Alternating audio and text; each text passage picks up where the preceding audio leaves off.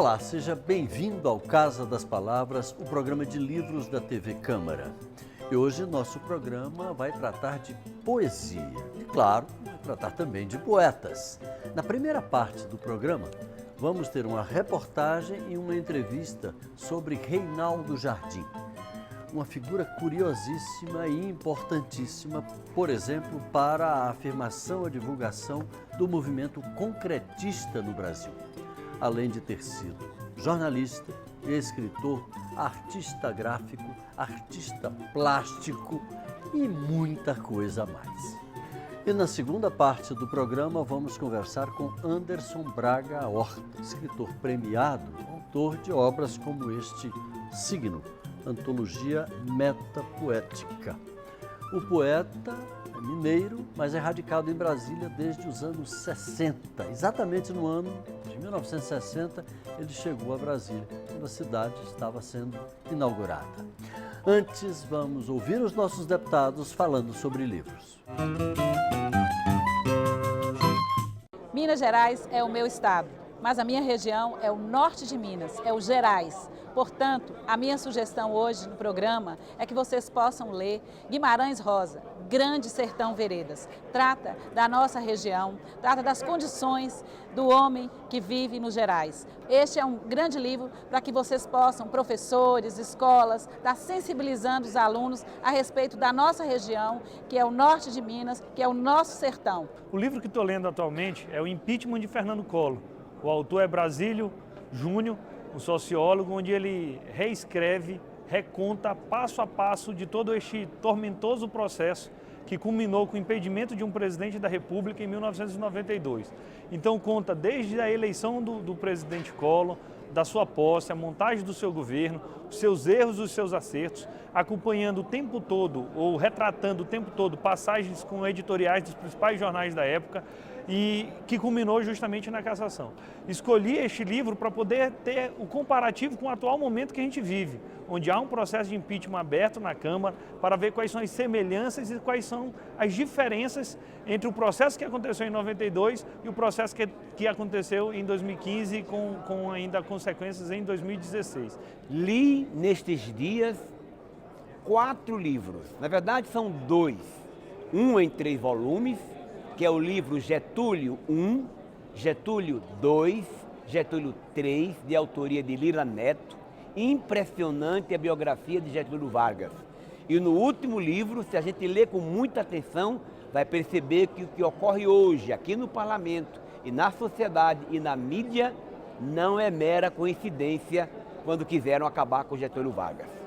Mas empolgado com a capacidade de leitura do Lira Neto, estou lendo agora Padre Cícero, uma outra versão fantástica, uma biografia completa da história desse que se transformou em um santo para todos nós nordestinos.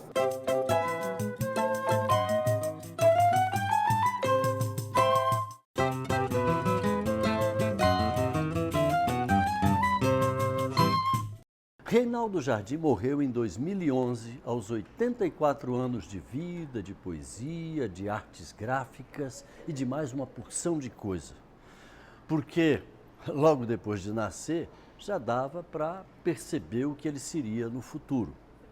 Ele foi casado durante 24 anos com a também jornalista Elaina Dyer, a nossa entrevistada desta edição. Mas antes, vamos acompanhar uma reportagem especial sobre a vida e a obra de Reinaldo Jardim. Poeta compulsivo morreu sem ter morrido, porque continua vivo. Jornalista criou tanta coisa que não cabe numa lista. O Caderno B e o suplemento dominical do Jornal do Brasil. E fez rádio, TV, revista, livro, fez março e fez abril. Fez até uma outra língua. She moro, she palina ropita, mentalde pre-epiolo, pre-epta. Se não fosse preocupado, Sinari mani wafa, shikari manita loki, tropiro,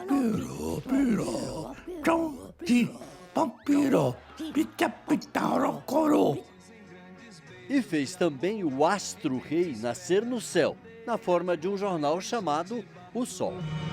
O sol nas bancas de revista. Vamos fazer um jornal jovem. Vamos ser um jornal jovem. O sol é tão bonito. Incentivou a poesia concreta para depois criar a poesia abstrata. Poesia concreta é uma coisa muito abstrata. Reinaldo fez e aconteceu. Deu no que deu. Virou rei, o rei Naldo. E virou lenda, a lenda de um homem que não tem fim. Uma lenda chamada Reinaldo Jardim. Eu não sei o que eu vou virar, não. Mas se eu reencarnar, que não quero reencarnar homem, não. Quero reencarnar mulher. É muito melhor. Gosto muito mais de mulher. E você é uma mulher homossexual. Porque com homem não quero nada. Né? Mulher é uma coisa linda. Além de jornalista, um jornalista criativo, e a prova disso é o Sol, o suplemento dominical do Jornal do Brasil, o caderno B do Jornal do Brasil, que inaugurou o ciclo dos segundos cadernos. O Reinaldo também atuava como artista gráfico, como poeta, bom poeta. Esse daqui é uma das últimas provas da reunião da obra dele, Sagradas Escrituras. Aqui está cheio de pequenas anotações, pequenas correções, antes de mandar para a gráfica para fazer a edição final. Ele também atuava como escultor, um desenhista, era um dínamo, era um realizador, sem muita preocupação em ganhar dinheiro. Parece que o lado mercenário não pesava muito, né, Helaina? Helaina, viúva do Reinaldo, ela viveu com ele durante 24 anos. Helaina, ele não tinha essa preocupação muito com dinheiro. O Reinaldo era um realizador, era um fazedor, não era? Sim, nenhuma. Nenhuma. Eu me lembro que ele brincava que adorava o slogan da Brahma, o prazer de fazer bem feito. Olha que maravilha. Ele tinha prazer, a satisfação de concluir alguma coisa, de fazer alguma coisa. Mas não era só concluir, o prazer da feitura também, da produção, sabe? Do processo criativo era enorme. Não era atrás de reconhecimento, nem financeiro, nem de nenhum outro tipo. Ele fazia pela alegria de fazer. Sim, não dá a menor bola para falar de fama, glória. Nenhuma, Palavras nenhuma. não tinham sentido. E me impressionava que o Reinaldo fazia com a mesma dedicação um jornal de sindicato ou fechava uma primeira página de algum jornal importante. Não fazia nenhuma diferença em termos de dedicação, de vontade, de entrega. Como é que era o Reinaldo na intimidade, Helaina? Porque conviver com uma usina de criação deve ser um negócio diferente, né? É difícil. Ele sempre falava, comigo não tem rotina. Nunca tinha horário para nada. Sabe, quando você tem 3 crianças em casa, a coisa é um pouco complicada. Reinaldo era desse que acordava de madrugada com uma ideia e ia realizá-la? Em qualquer circunstância que ele tivesse 5 minutos, ele deitava e tirava um cochilo. E em qualquer momento ele levantava e trabalhava, sem nenhum problema. Então não tinha isso. À noite a gente dorme, de dia a gente trabalha. Não, o tempo todo ele dormia, trabalhava. Era muito comum que eu acordasse e ele estava na sala produzindo, ou escrevendo muito, ou fazendo, montando alguma coisa. Agora, a importância da obra jornalística, né, de Reinaldo como criador em jornalismo é tão grande que coleções, por exemplo, do Suplemento Dominical do Jornal do Brasil, né, das primeiras edições do JB, do Caderno B, terminaram indo parar no Museu de Arte Moderna. No MoMA de Nova York. De Nova York. Porque foi um marco, né, na história da imprensa mesmo. É curioso a gente hoje falar disso, parece uma coisa maluca, mas não existia um caderno que reunisse artes, espetáculos, música, teatro, cinema, poesia, literatura. Era tudo misturado dentro do jornal. E o Reinaldo teve a sacada de reunir isso. Não, peraí, vamos fazer um caderno. O que eu me lembro dele contar da história é que, assim, começou com um programa de rádio. Ele tinha, na Rádio Jornal do Brasil, um programa que chamava Suplemento Dominical do Jornal do Brasil, na rádio. E era muito engraçado porque o suplemento dominical era no sábado. Então, tinha o programa de rádio. E aí ele foi e começou a fazer o suplemento impresso. Então começou aquele jornal super arcaico, trazendo dentro de si uma coisa muito revolucionária, que era o suplemento. Então, que começou uma pressão em cima para melhorar o jornal. E aí, com isso, foi contratado um monte de gente para o jornal. E, na época, me parece que, se não me engano, Jânio de Freitas criou o caderno A, que era de atualidades, e caderno C, de classificados. Então, A de atualidades e C de classificados. Aí o Reinaldo foi e falou, ué, mas entre A e C tem que ter alguma coisa. Por isso que virou caderno B, que era entre o A de atualidades e o C de classificados. Então, o B de quê? O B tinha que ser. Então, era um caderno de artes que começou a reunir essas atividades de cultura e de arte. Agora, ele não estabelecia fronteira entre as artes, né? Não. As categorias. Não. Escultura, pintura, artes gráficas. Tudo. Assim, o que ele via na mão, ele começava a fazer. Poesia, Sabe, por exemplo, ele tinha algum método, não? Ele contava que quando garoto, que ele decidiu que queria ser poeta. Então ele se obrigava a fazer todos os dias 3 poemas. Então, se não tivesse assunto, ele abria um dicionário, pegava uma palavra e, a partir daquela palavra, ele fazia um poema. Depois, né, ele brincava que era o único poeta profissional, porque ele tinha uma coluna no Jornal do Brasil. Ele falava, eu recebo para fazer poesia. Olha que coisa maravilhosa. Aí eu brincava com ele, tem muito comentarista político, você é comentarista poético. Comentarista poético. Até nos poemas mais sérios dele, ele sempre tem uma crítica, sabe? Mas dialoga muito com a questão dos concretos, né? Acho que sim. A proposta do concretismo. Eu acho que sempre tem uma coisa da brincadeira mesmo, isso, ou com a palavra, ou com o corpo. E o Reinaldo era uma pessoa muito brincalhona, né? Ele não levava nada a sério, né? E, bom, mas eu estava contando alguma coisa que eu... a história do Jornal do Brasil, da coleção do suplemento dominical do Jornal do Brasil. Era a única coleção inteira que tinha. O próprio diretor do arquivo e da biblioteca do MoMA esteve aqui, manifestando, reiterando a vontade, ele veio pessoalmente. 2 anos depois, teve uma chuva, uma tempestade aqui em 2013, e encharcou tudo. E nesse momento eu resolvi mandar uma mensagem para o MoMA, falando que eu lastimava tanto, mas que eu achava que o material tinha se perdido com a chuva. Em menos de 72 horas, o Mailan, que é esse diretor da biblioteca, estava aqui. Veio pessoalmente para buscar o material. Eu me lembro que ele chegou a concorrer ao Jabuti. Ele, na verdade, ganhou o 2º lugar. Ele ficou em segundo. Ele perdeu para quem? Perdeu para a Marina? Marina Colasanti. Marina foi? Colasanti. Ele ficou chateado?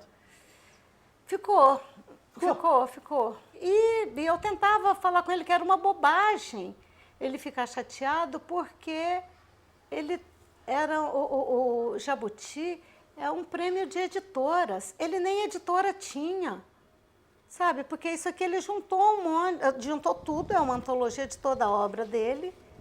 É uma edição quase... Como todas as coisas do Reinaldo, tudo doméstico, né? A edição é feita em casa.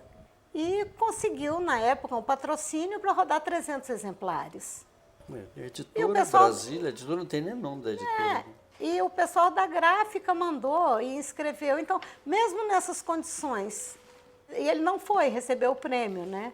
Aí ele brincava, não, eu vou ganhar o Nobel. Eu quero ganhar o Nobel. Maravilha. Helena, muito obrigado. Eu que agradeço. E parabéns pelo cuidado e pelo carinho com a obra do nosso Obrigada. Reinaldo Jade. Obrigada.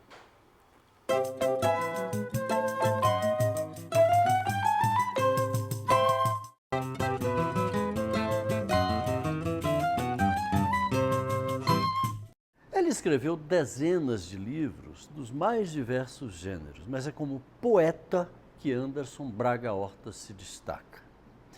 Em 2001, um de seus livros recebeu o maior prêmio da literatura brasileira, o Prêmio Jabuti. Ele concedeu uma entrevista ao jornalista Roberto Seabra. Ele nasceu em Minas Gerais, viveu em Goiás, no Rio de Janeiro e aportou em Brasília em 1960, no ano de inauguração da nova capital. Nosso entrevistado de hoje é Anderson Braga Horta, poeta mineiro que vive em Brasília há mais de 50 anos, né, Anderson? Anderson, obrigado por participar do nosso programa Casa das Palavras. Obrigado a vocês pela acolhida. Eu queria que você começasse a conversa dizendo o que Brasília influenciou a sua poesia. Você chegou aqui muito novo e continua aqui até hoje, mas você escrevia antes de chegar aqui. O que ela mudou na sua poesia? Certo. Desde a viagem de avião, a poesia marcou a minha vinda para Brasília, né? Durante a viagem eu escrevi um poema, olhando de cima as terras do Cerrado, bordadas de pequenos rios. Eu espero que esse panorama ainda exista e não desapareça, porque ele é vital, é fundamental para nós. Deve ter sido um impacto muito forte, né? Eu escrevi o meu primeiro poema em trânsito, primeiro poema brasiliense em trânsito Rio-Brasília. E há uma coisa curiosa a respeito da minha chegada em Brasília. Não tem nada a ver com literatura. Foi em 1960, né? Foi em 1960. Pode contar. Cheguei, aterrissei no aeroporto antigo, aeroporto de Madeira. Devia haver uma equipe me esperando e não havia. Não sei o que houve, o pessoal se extraviou e estava caindo a noite. Eu falei, o que eu faço? Pego um táxi. O táxi se perdeu por esse cerrado, se atolou aqui e ali, defrontou-se com cercas, não sei de quê. Com muito sacrifício chegamos à Cidade Livre, onde eu pude pernoitar num hotel naturalmente de Madeira e no dia seguinte dar uns telefonemas e resolver a situação. Foi uma chegada pitoresca, portanto, mas não foi traumática. Não foi nada traumática a minha vinda para Brasília por essas razões. Eu já conhecia, de certo modo, a região e eu, desde sempre, desde que me entendo por gente, fui favorável à ideia da transferência da capital para essa região. E você morava no Rio de Janeiro, né? Antes de vir para cá. Exatamente, no Rio de Janeiro. Havia uma pressão muito forte contra Brasília, né? Havia. Antes, durante e depois da E até da hoje, mudança. de certa forma, existe. Né? Hoje eu acho que perdeu sentido, né? O que se pode dizer contra Brasília, fala-se Brasília como se fosse a palavra e a cidade fossem sinônimo de coisas que acontecem neste país. Não é verdade.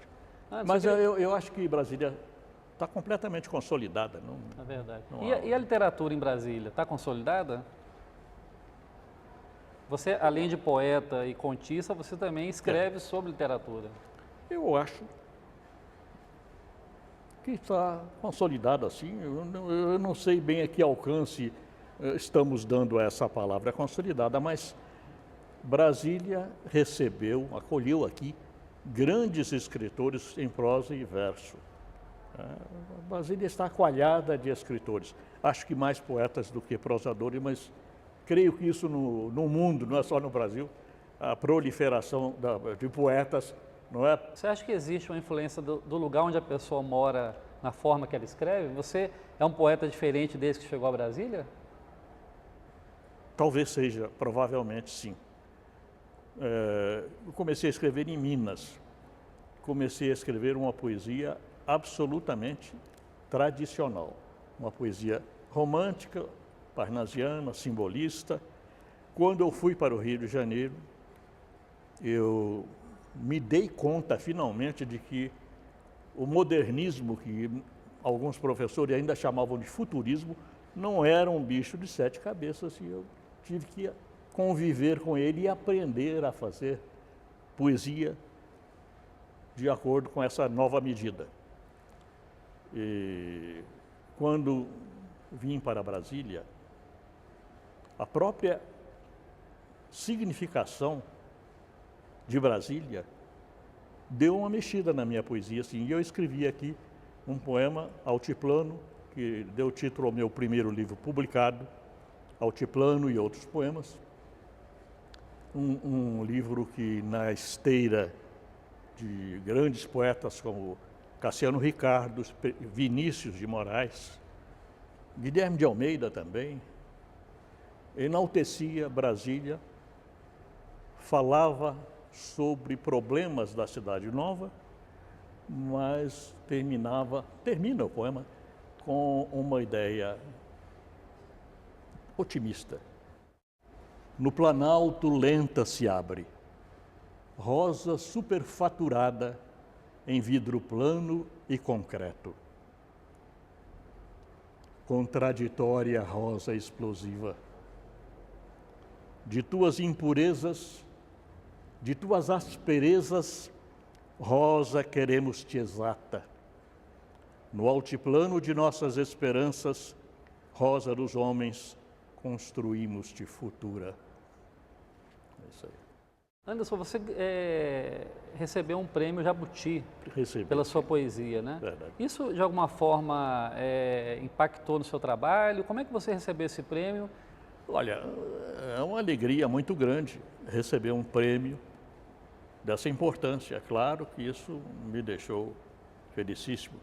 Mas um prêmio não pode ter, não deve ter o condão de modificar o que você escreve, né? Quando a gente chega a ganhar um prêmio desse, é de supor que já esteja relativamente maduro, pelo menos, no gênero de sua eleição. Não acredito que um prêmio faça o escritor mudar a maneira de escrever. Isso não. E qual a receita para quem quer se tornar um poeta? Não há receita. Não há receita. Não há. Se houvesse, eu ia pedir uma cópia. Não há receita. Mas alguma coisa tem de ser feita para uma pessoa se tornar um bom poeta, um bom escritor, mesmo em prosa. Tem que ler, né? Tem que aprender a ler e tem que ler coisas de qualidade. Leia bagulho também, mas não pode deixar de ler autores de qualidade. Não só os de hoje, os de ontem também. O escritor tem de conhecer a sua língua, tem que conhecer as técnicas de narrar e de metrificar, conforme o caso. Ainda, como eu já disse mais de uma vez, e outros disseram antes de mim e melhor do que eu, ainda que seja para transgredir todas as regras. Ele deve saber o que faz para saber o que não quer fazer. Conhecer primeiro a língua para depois... Exato. Anderson, lendo aqui o seu livro Antologia Pessoal, né, que você lançou aqui nos anos 2000, eu vejo que tem um poema chamado Culinária Diacrônica, que eu gostei pessoalmente muito, porque fala de lugares por onde eu passei. Você fala de Manhumirim, fala de Lajinha, fala de Mutum, uma série de cidades do interior de Minas, e chegando ao Rio de Janeiro, né, onde você morou antes de vir para Brasília. Qual a importância da sua infância passada no Rio, em Minas, em Goiás, na sua poesia? Olha, eu morei em várias cidades de Minas. Você já mencionou algumas aí, umas 10 cidades mineiras. Fui para Goiás Velho primeiro, Goiânia. Voltei para Minas, estudei em Leopoldina, terra, como estávamos falando há pouco, em que morreu Augusto dos Anjos. Sim. E em que morou por algum tempo nas Redondezas e estudou naquele famoso ginásio o Miguel Torga. É uma cidade de berço poético, né? Que importância tem a cidade? É claro que foi essa a pergunta, a importância. Sim. Como eu disse há pouco, em Minas eu escrevia um tipo de poesia. No Rio, essa poesia se modernizou. Em Brasília, vieram novos temas. E talvez, espero, algum amadurecimento, porque eu vim para cá com o que, 26 anos, né? Já estou aqui há uma idade, né? Antes eu queria agradecer a sua presença no Caso das Palavras, tá? Foi uma satisfação recebê-lo no nosso programa. A gentileza de me receberem, a honra de me receber. Boa sorte aí na divulgação da poesia de Brasília. Assim seja. E nós chegamos ao final desta edição, antes uma notícia muito boa que saiu no jornal O Globo. Essa daqui, a poesia vai onde o povo está, nas ruas de BH. Diz que um grupo de poetas de Belo Horizonte resolveu se unir, recorrer às leis de incentivo à cultura e editar obras de poetas contemporâneos, como Chacal, por exemplo. Só que, em vez de vender os livros, eles distribuem gratuitamente em 20 pontos da cidade de Belo Horizonte. A ideia, segundo o Bruno Brum, um dos autores da iniciativa, surgiu da constatação meio óbvia de que nós, poetas, temos grande dificuldade para chegar a um público fora do circuito literário. Imaginei que, se conseguisse espalhar livros de poesia pela cidade, em lugares onde passam os mais variados tipos de gente, talvez conseguisse atrair a atenção de mais leitores para a poesia atual. Bela ideia. E nós queremos agradecer aos autores que nos enviam suas obras para a gente ajudar na divulgação, como o Tarciso Filgueiras, autor de O Roseiral de Henriqueta, um livro de contos que, segundo Hamilton Carneiro, do programa de TV Frutos da Terra, ao abrir o livro, o leitor vai mergulhar em O Banho do Compadre Ernestino e emergir só na última página, aspirando o perfume das rosas de Henriqueta. Recebemos também da escritora Guiomar de Gramont este Palavras Cruzadas, que trata de uma ferida que teima em não cicatrizar na história do Brasil, a ditadura recente. Na orelha do livro, o premiado escritor Laurentino Gomes diz o seguinte: o romance da professora e escritora Guiomar de Gramont é um dos livros mais bonitos e bem escritos que li ultimamente. Poderosa metáfora do Brasil de hoje. Esta edição do Casa das Palavras fica por aqui. Mande sugestões, critique, comente o nosso programa. Anote o nosso e-mail, casadaspalavras@câmara.leg.br, ou então telefone de graça para 0800 619 619. Nós deixamos você com uma frase escrita 700 anos atrás pelo poeta que inventou o soneto. A frase diz: as duas cartas de amor mais difíceis de escrever são a primeira e a última. Francesco Petrarca. Obrigado pela audiência, boas leituras, um grande abraço e até a próxima.